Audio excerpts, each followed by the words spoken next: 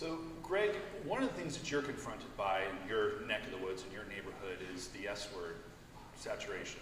I don't know where you're headed with that. Yeah. Smile, right? But is saturation the right word, or is a better way to think about this maturation? And let me explain what I mean here. For many, many years, for the vast majority of certainly American gaming history, we had a product that was underserved, right? We had tremendous, tremendous demand. We had very little supply.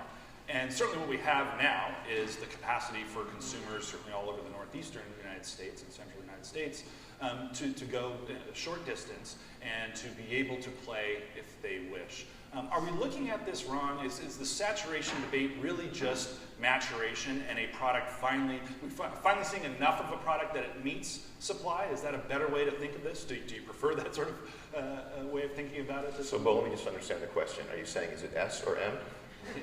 Yeah, that was totally not the question. That was not. But please. So, you know, really, if you look at the U.S. market, for example, I would say that it's really market by market. I mean, there's some markets that are definitely very oversaturated, and other markets that are underpenetrated. If you look in California, for example, you look at a city like Los Angeles or San Francisco, and you know, because of the way the law works there with Indian gaming, they're underpenetrated by a huge amount.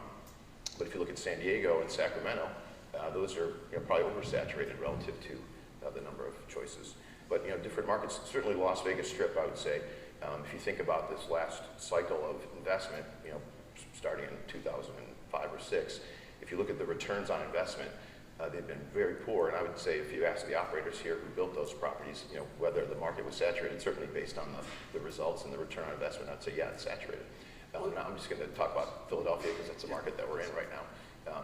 We look at the Philly market, and we've got competitor to the north, competitor to the south, Harris property, and we've got Valley Forge, and then we've got Atlantic City, and there's a lot of supply in that market, and I think that some of our competitors, David Cordish and Bob Green, are super smart guys, and I can't figure out how they're underwriting a new property in that market. I just like to think about it a little differently. Saturation, I think that it may be in some markets we're saturated if we just look at the existing customer set.